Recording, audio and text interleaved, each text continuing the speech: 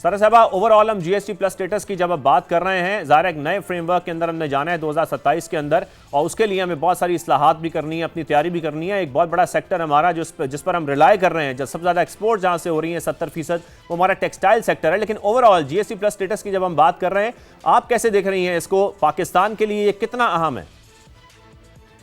G thank you for having me. اچھا، before I start answering your question, ایک important distinction ہے جو conventions کے حوالے سے میں کرنا چاہوں گی۔ ایک فرق ہے ریٹیفیکیشن میں اور کمپلائنس میں۔ جب ہم بات کرتے ہیں کہ ہم نیو جی ایس پی اسکیم میں داخل ہوں گے اور ہم پہ کچھ کنونشنس جو ہیں وہ امپوز کر دی جائیں گی نیو اسکیم کے تحت، جس طرح آپ نے کہا کہ 27 سے وہ 32 ہو جائیں گی، ایکچولی 6 کنونشنس ہیں، جس کے اندر سے ایک جو ہے وہ ایگزسٹنگ کنونشن کو ریپلیس کر رہی ہے۔ 2 ہیومن رائٹس کی کنونشن ہے، ایک گڈ گورننس کی ہے، ایک کلائمیٹ کی ہے، اور 2 ہی لیبر رائٹس کی کنونشنس ہیں۔ لیکن جب ہم کہتے ہیں ریٹیفیکیشن کی بات جب ہم کرتے ہیں تو گڈ نیوز ہے کہ پاکستان نے یہ تمام نیو کنونشنس آلریڈی ریٹیفائی کی ہوئی ہیں۔ بلکہ میں آپ کو بتاؤں گی، اٹس آلسو سرپرائزنگ کہ پاکستان نے کچھ ایسی کنونشنس بھی ریٹیفائی کی ہوئی ہیں جو انڈیا نے نہیں کی ہوئی۔ فار ایگزامپل، ہم نے حال ہی میں 2025 میں 2014 فورسڈ لیبر پروٹوکول ریٹیفائی کیا ہے، جو کہ انڈیا نے نہیں کیا ہوا، حالانکہ وہ انڈیا EUFTA میں بھی موجود ہے۔ تو جب ہم بات کرتے ہیں کہ جی ایس پی پلس جو ہے بہت اسٹرنجنٹ ہو جائے گا اور بہت مشکل ہو جائے گا، اس کا مطلب یہ ہے کہ جیسے ہی ہم نیو اسکیم میں داخل ہوں گے تو پاکستان کو افیکٹولی کمپلائی کرنا پڑے گا ان نئی اسکیمز کے ساتھ، ڈاکیومنٹنگ امپورٹنٹ ہوگی، اور effectively reporting the progress around these conventions will be very important۔ اب وہاں پہ سوال آتا ہے کہ کیا گورنمنٹ میں کیپیسٹی ہے امپلیمنٹیشن کی اور رپورٹنگ کی، جس کو ہم کہتے ہیں کہ جی ایس پی پلس کی نئی اسکیم جو ہے وہ مشکل ہو جائے گی۔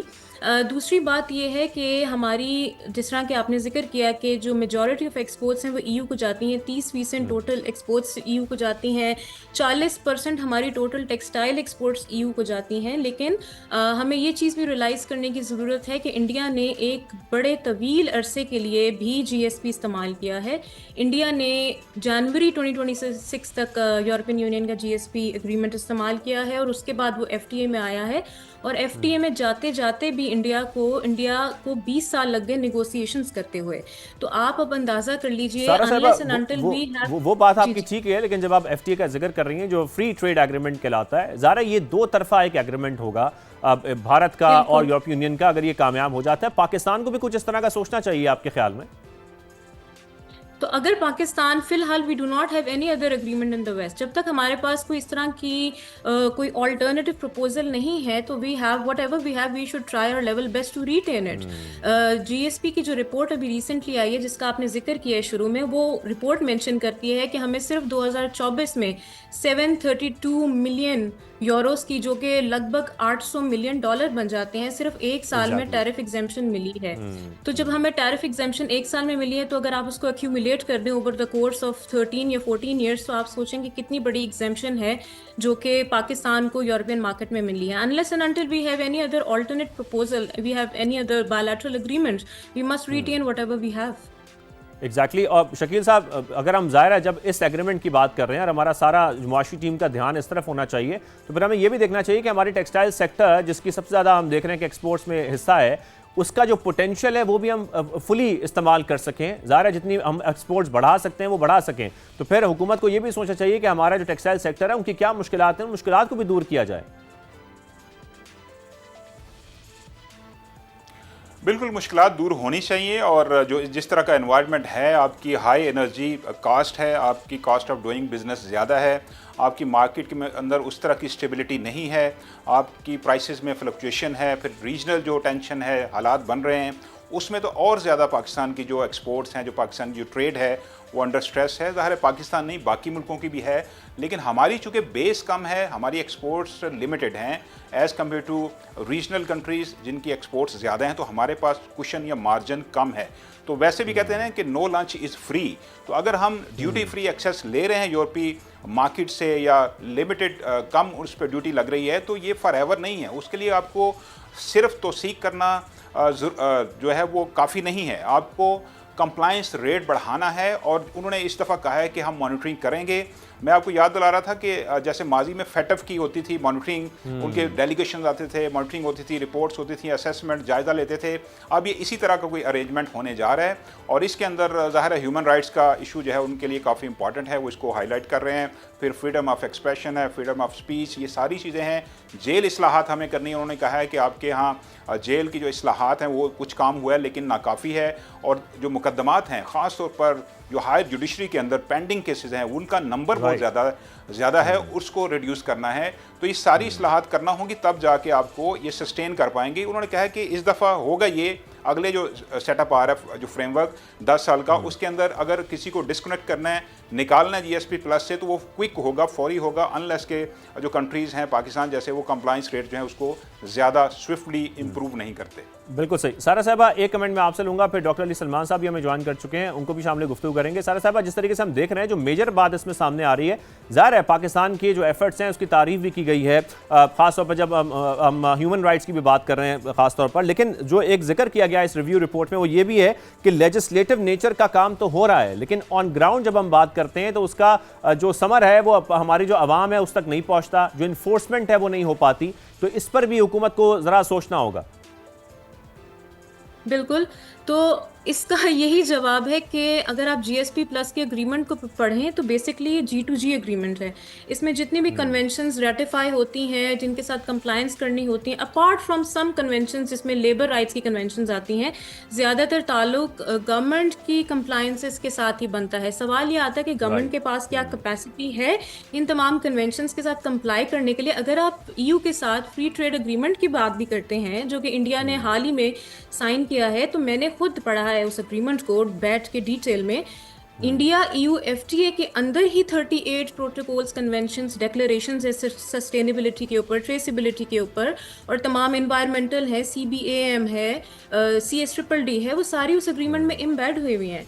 अगर पाकिस्तान नेगोशिएशन टेबल पे आता है FTA के लिए भी, तो Pakistan will have to go through the painful reforms in compliance and sustainability.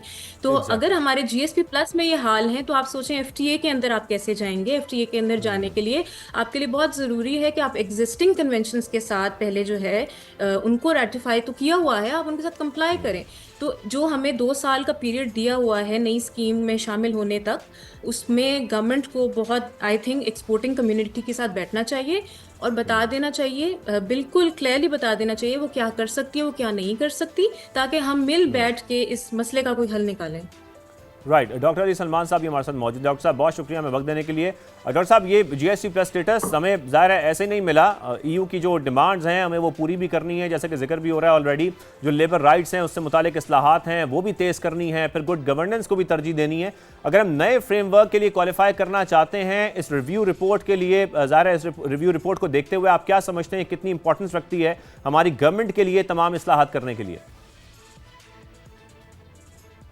जी देखें, चूंकि EU हमारे एक्सपोर्ट बास्केट का तकरीबन इस वक्त 28 से 30% है, तो यकीनन हमारे लिए एक्सपोर्ट्स बहुत अहम है।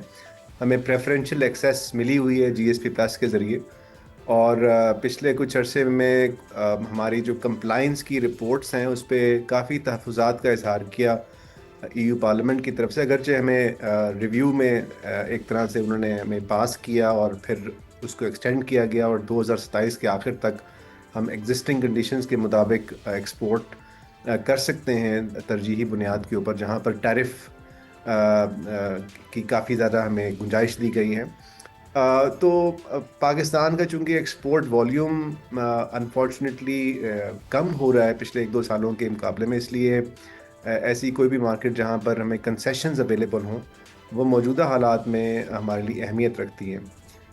लेकिन अगर आप एक बिगर पिक्चर को देखना चाहें तो बिगर पिक्चर हमारे लिए ये है कि एक जो मुल्क इससे ग्रेजुएट कर गए हैं वो मुल्क वो हैं जिनकी पर कैपिटा इनकम बेहतर हो गई, जिनकी इकोनॉमिक कंडीशंस बेहतर हो गई, और एक तरह से इस कंडीशन में रहने के लिए एक डिसइंसेंटिव ये है कि आपकी एक हद से ज़्यादा एक्सपोर्ट्स ना बढ़ें, आपकी जो इनकम एक हद से ज़्यादा ना हो।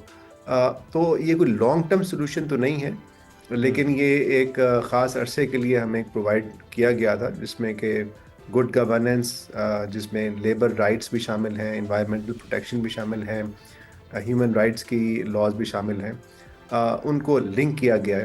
سو اس حوالے سے ایک اپرچونٹی تو ہے، لیکن ساتھ ہی ساتھ ہمیں اپنی ایکسپورٹ کو اور انڈسٹریل سٹرکچر کو کی بنیادی اصلاحات کی ضرورت ہے، نہ کہ ہم اسی کے اوپر ڈپینڈ کر کے اور بیٹھے ڈاکٹر رہیں. صاحب اسی لیے ہم کہہ رہے ہیں کہ یہ جی ایس ٹی پلس اسٹیٹس جو ہے یہ خطرے میں نہیں پڑنا چاہیے. تو ہماری جو معاشی ٹیم ہے اس کو سارے کام چھوڑ کر اس پر ہی دھیان دینا چاہیے کہ ہم آنے والے جنوری میں اس کے لیے کس حد تک تیار ہو سکتے ہیں. کیونکہ جیسا کہ ابھی سارا صاحبہ نے بھی ذکر کیا کہ 2024 میں جی ایس ٹی پلس کی بدولت ہم نے دیکھا کہ تقریباً $790 ملین جو کسٹم ڈیوٹی ہے اس کی بچت ہوئی ہے. تو یہ پاکستان کے لیے کافی فائدہ پہنچائے گا. دیکھیے، اپنی کیپیسٹی کی حد تک حکومت نے کافی حد تک ان کے مطالبات پورے کیے ہیں. ابھی جو خبر یہ ہے کہ پہلے ہم نے 27 کنونشنز کو کمپلائنس کرنی ہوتی ہے، اب اس کی تعداد بڑھ کے 34 کنونشن تک ہو رہی ہے. اس میں مزید مطالبات شامل کیے گئے ہیں، اور وہ ظاہر ہے ہماری کیپیسٹی کے مطابق ہم کام کر رہے ہیں. لیکن اگر ہماری معاشی ٹیم کا جو ترجیحات ہیں وہ بذات خود ہماری گلوبل مارکیٹس ہونی چاہیے، وہ آزاد تجارت کے مواقع ہونے چاہیے، وہ ایف ٹی ایز ہونے چاہیے. یہ ایک لمیٹڈ موقع ہی رہے گا ہمارا. میرا خیال ہے کہ ہم اپنی پیک آلریڈی اچیو کر چکے ہیں. آج سے 2 سال پہلے ہماری ایکسپورٹ ٹو EU $9 بلین کے قریب پہنچ گئی تھی، جو اب کم ہو کے $8.5 بلین ہو گئی ہیں. تو اس کا مطلب یہ ہے کہ چونکہ ہمارا انڈسٹریل سٹرکچر کچھ کنسٹرینٹس کا شکار ہے، انرجی کاسٹ کو دیکھ لیں، فائنانسنگ کاسٹ کو دیکھ لیں، پھر ابھی دیکھیں کہ جو ہمارا کمپیٹیٹر ہے، انڈیا ہے، ویتنام ہے، بنگلہ دیش ہے، وہاں پر کیسے ویلیو ایڈیشن ہو رہی ہے. اصل میں توجہ تو اس طرف ہونی چاہیے معاشی ٹیم کی. جی ایس پی پلس ایک محدود ونڈو ہے، وہ ٹھیک ہے ہمارے پاس ابھی 1-2 سال تک وہ موجود ہے، لیکن اصل میں تو سوچنا یہ چاہیے کہ یہ ملک جو ابھی انڈیا جیسے EU کی مارکیٹ میں $150 بلین سے زیادہ کی ایکسپورٹ کر رہا ہے، ہماری ٹوٹل ایکسپورٹ $8-9 بلین کی ہیں. تو وہ انٹیگریشن کیسے آئے گی؟ اب انڈیا EU تو FTA کی طرف جا رہے ہیں، ہم کنسیشنل رجیم کی طرف ہے. تو بڑی پیراڈائم شفٹ کی ضرورت ہے اس چیز کو اپنے مد نظر رکھتے ہوئے. تو میں سمجھتا ہوں ہمیں اس کو ایک بڑے اینگل سے دیکھنا چاہیے. ایک اور چھوٹی سی میں آپ سے شیئر کرتا ہوں کہ جس عرصے میں ہماری ایکسپورٹس EU کی تقریباً 45% بڑھی، یعنی 2014 سے لے کر 2024 تک اس میں 45% اضافہ ہوا. اسی عرصے میں ہماری جو ایکسپورٹس ٹو US اس میں تقریباً 66% اضافہ ہوا، جہاں پر ہمیں کوئی خاص کنسیشنز اویلیبل نہیں تھیں. تو جب ہم ایک اوپن مارکیٹ میں کمپیٹ کرتے ہیں